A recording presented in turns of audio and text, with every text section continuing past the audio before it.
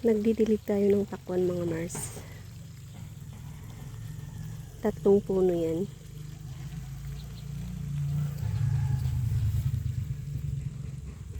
May bunga na rin. Dahil may bunga doon, tatanggalin natin yung mga side shoot na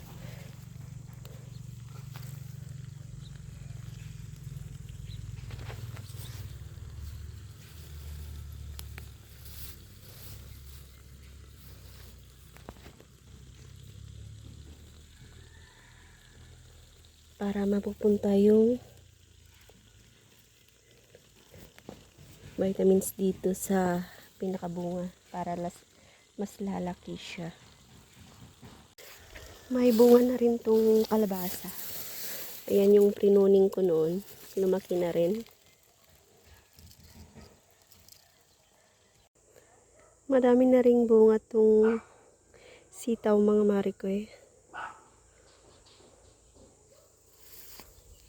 Ayan, ang dami na.